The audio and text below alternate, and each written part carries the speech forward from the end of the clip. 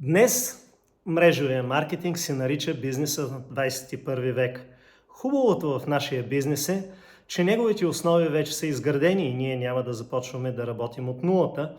Отделно от това имаме прекрасен лидерски екип от хора, учители, които ще ви помогнат да постигнете успеха, към който вие се стремите. Разбира се, това няма да стане без ваше участие. Списания като Forbes, Fortune, Newsweek, Times, Wall Street Journal и други днес постоянно публикуват статии за мрежовия маркетинг. Нещо, което преди години не би било възможно. Ето какво пише в една своя статия списание Fortune.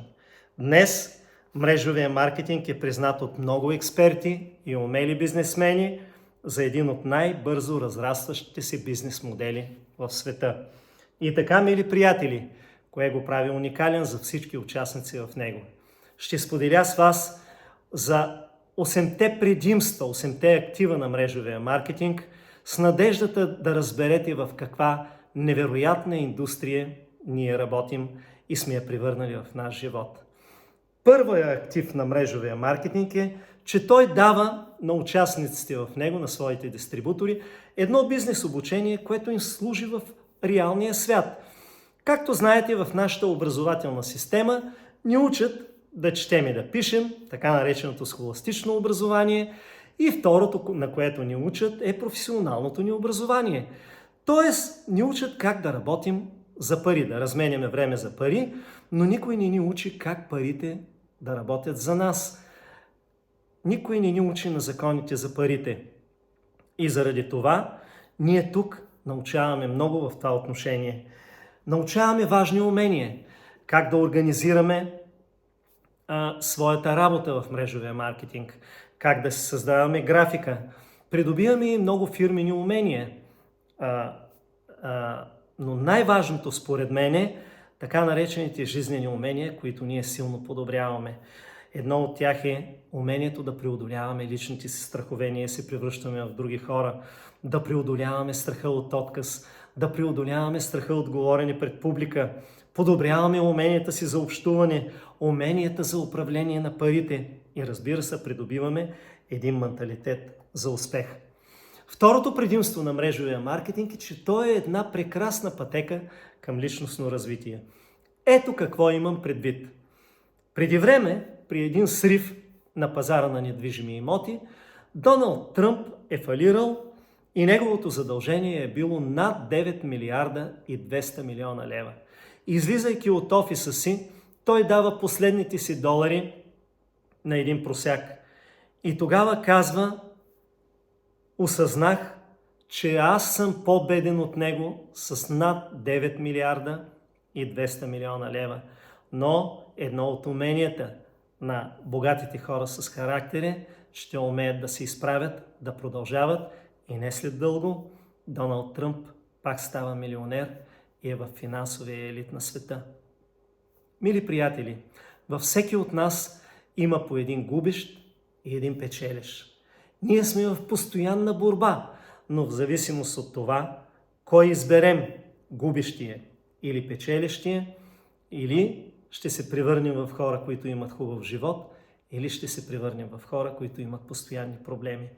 Губещия в нас постоянно се казва: не мога да си го позволя, прекалено е скъпо, ами ако се проваля, това е прекалено рисковано, искам сигурност и безопасност и разбира се, разчитаме на пенсия. Победителят в нас се справя с разочарованието, когато сгреши някъде. Той успява да се фокусира и да преследва целта си. С времето изгражда самочувствие и самоуважение. И разбира се, за печелившия в нас свободата е нещо изключително важно. В мрежовия маркетинг ние можем да станем печеливши хора.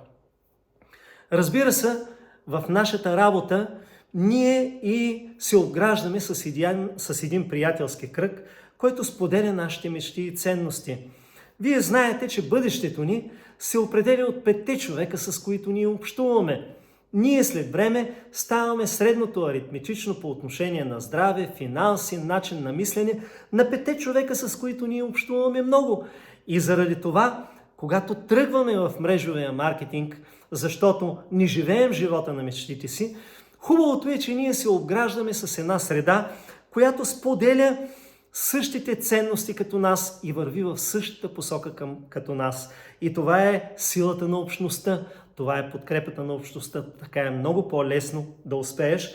Разбира се, едно от нещата, което много често се случва, когато човек тръгне по тази печеливша пътека на личностно развитие, че малко по малко ние сменяме средата си, в която живеем, но ще ви кажа, че на върха е хубаво, приятели, и вие няма да съжалявате, ако тръгнете по този път.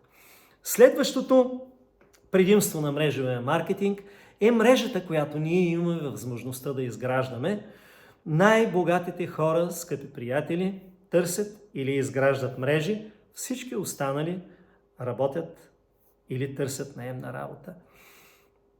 Томас Едисон е свързан считат го за изобретателя на електрическата крушка, но всъщност той не е изобретателя на електрическата крушка. Той е направил така, че нажежаемата жичка на електрическата крушка да не изгаря толкова бързо, но всъщност той е станал богат не заради това си откритие, а защото е успял да докара светлината на електрическата крушка чрез система от стълбове и жици до всеки дом, така че хората да могат да се възползват от това му откритие, и дава началото на компанията General Electric, което го превръща в мултимилионер. Сам Уолтън прави мрежа за доставка на стоки. Бил Гейтс, Microsoft, Джеф Безос е създателя на Амазон, Рей Крок е създателя на Макдоналдс. Всички големи и най-богати хора търсят или изграждат своите мрежи. И ние през мрежовия маркетинг имаме възможността да го направим, защото в мрежовия маркетинг работата ни е да предаваме информация, да разказваме нашата собствена история и малко по малко да градим нашата мрежа. Реалният бизнес, скъпи приятели, реалният актив, който ние изграждаме, е мрежата, която ние изграждаме. Не електрическата крушка, а мрежата, която е помогнала на електрическата крушка на нашия продукт да влезе в къщата на всеки един човек. И разбира се, нещо много важно за нашия бизнес, той е поддаващ се на дублиране бизнес и напълно мащабируем, т.е. може да стане изключително голям, защото в мрежовия маркетинг е важно умението да дублиране. И заради това той трябва да бъде лесен. Простички, лесни неща, които всеки един човек може да направи, а не развиването на някакви свръхумения и участието на някакви свръххора. Например, умението ни да бъдем супер продавачи. Обикновено моето наблюдение е, че ако сте супер продавачи в някаква друга сфера извън мрежовия маркетинг, в мрежовия маркетинг не се справяте достатъчно добре. Силата на информационните инструменти обаче направи така, че вече не е необходимо да имаме толкова големи лични качества. Умението да говорим пред големи зари, умението да общуваме по един прекрасен начин с хората, умението да им продаваме нашите идеи.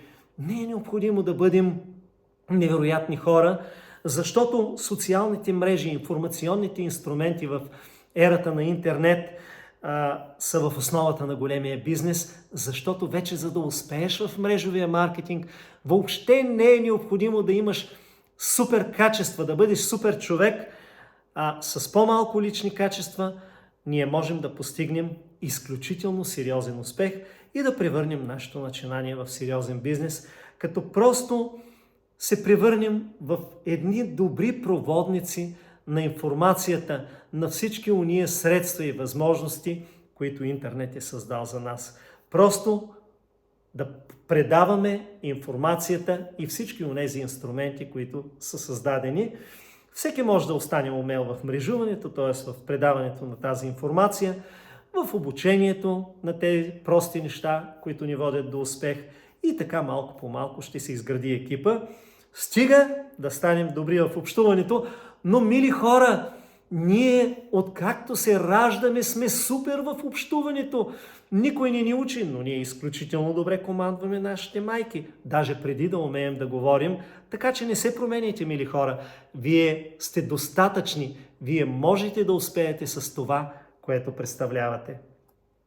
И разбира се, в мрежовия маркетинг той ни потенцира да развиваме и лидерските си умения, нещо, което е скрито във всеки един човек, но само в мрежовия маркетинг в такава голяма степен може да се разгърне, защото лидерството е силата и най-важното нещо, което изгражда големия бизнес. Умението да общуваме е в основата на лидерството. Умението да вадиш най-доброто от хората, да умееш да ги вдъхновяваш, да им помагаш да мечтаят и да осъществяват мечтите си, без да вредят, забележете, на другите хора. Уникалното в мрежовия маркетинг е, че ние сме една структура от доброволци, двигатели обаче, на която обединителят е лидерството. Лидерството изисква развитие на всички нива, и на умствено, и на духовно, и на физическо, и на емоционално ниво, защото само тогава хората ще ни следват доброволно. Само тогава те ще вървят след нас, защото имат какво да научат от нас. И, внимание, мрежовия маркетинг е един истински механизъм за създаване на огромно богатство. Само че богатството, мили приятели, истинското измерение на богатството е, то не се измерва в пари, а във време. Времето, в което ние можем да живеем живота на мечтите си и да правим нещата, защото ги искаме, а не защото трябва.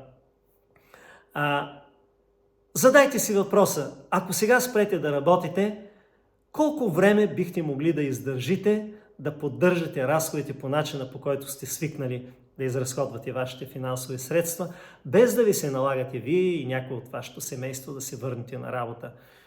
Ако отговор е 1, 2 или 3 месеца, то тази лекция е за вас.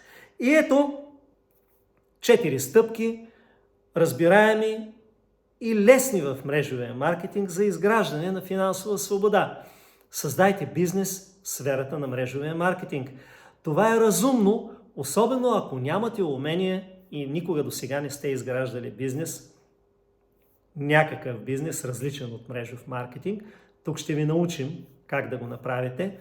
Реинвестирайте във вашия бизнес и когато паричните ви средства станат достатъчно големи, паричния ви поток, инвестирайте в недвижими имоти, които отдавате под наем. И тогава, тогава си купувайте луксозни стоки и живейте живота, който искате. Мъничко отложено удоволствие винаги е добре дошло и е синоним на успех. Обръщам внимание на реинвестирай в твоя бизнес. В мрежовия маркетинг много бързо започваме да печелим пари. Но това, което ние много често правим, е, че започваме и увеличаваме нашите разходи. Печелим повече, харчим повече, печелим повече, харчим повече, а това в много случаи не прави живота ни по-лесен, а го прави по-труден. Така че бъдете умни, инвестирайте по правилния начин и ще живеете живота на мечтите си. И нещо много важно, мечтайте на едро, скъпи приятели, защото в мрежовия маркетинг мечтите се сбъдват. И не позволявайте на никой да ги убива. Не бъдете като много хора, които мечтаят в миналото. Смятат, че най-хубавата част от живота им е минала. Не, мили приятели, живота предстои. Не мечтайте на дребно, защото това по никакъв начин няма да промени живота ви. Когато изпълните някоя ваша голяма мечта, много често става така, че рано или късно вие влизате в рутината и е време за промяна. Не говорете просто за големите си мечти, а направете действието, през което вие да ги постигнете. Аз ви пожелавам да бъдете онези мечтатели, онези хора, които имат големи мечти, постигат ги и вървят към още по-големи такива. И нещо много важно, мрежовия маркетинг е бизнес, в който жените блестят.